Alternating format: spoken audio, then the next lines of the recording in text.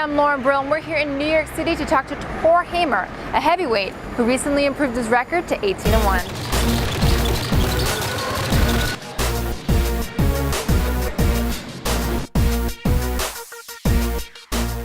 Heavyweight Tor Hamer is unlike most fighters.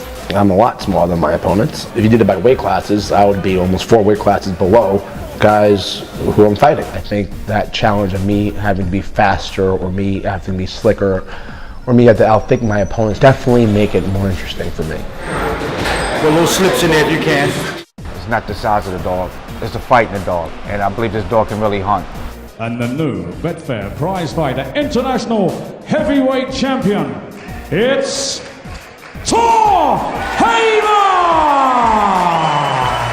On June 20th, the 6'2", 225-pound heavyweight earned £32,000 in the Prizefighter International Heavyweights Tournament in London. The tournament itself was important, but the number of fights in a condensed period of time was what was really valuable to me moving forward. The format consisted of 3 fights, 3 rounds each, all in one day. It allowed me to capitalize on my speed and tactics. First up, Brazilian Marcelo Nascimento. After he punched, he would fall backwards, which would put him out of range. In the end, we got a split decision, even though we felt we dominated.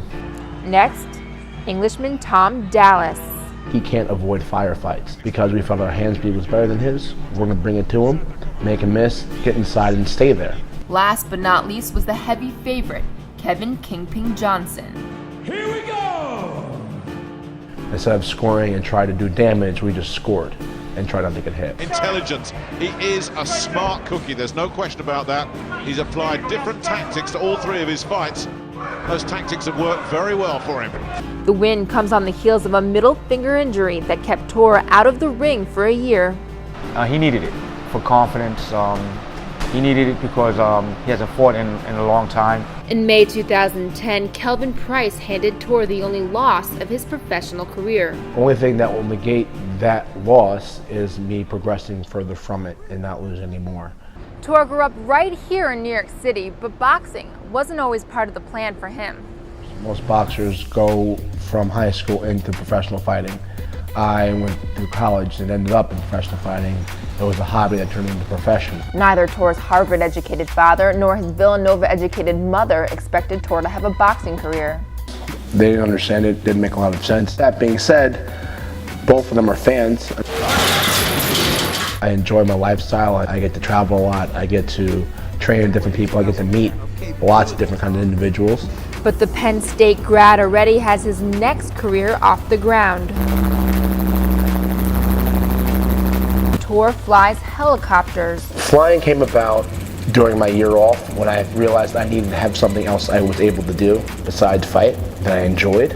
I liked the freedom of being able to fly. I like the fact that you can do it anywhere on the planet. For now, it's with the sport of boxing that he plans to soar above the clouds and establish himself as a star. The goal is to get in the top 10 within the world by the end of next year. We're taking his boxing ability and we're trying to become heavyweight champ of the world and bring the belt back home to America. And when Tor is ready to give up the gloves, he'll know. I don't want to have any regrets for things that I've done or I could have done. I want to get it all out. And then I want to move on. In New York City, New York, I'm Lauren Brill for the Boxing Channel.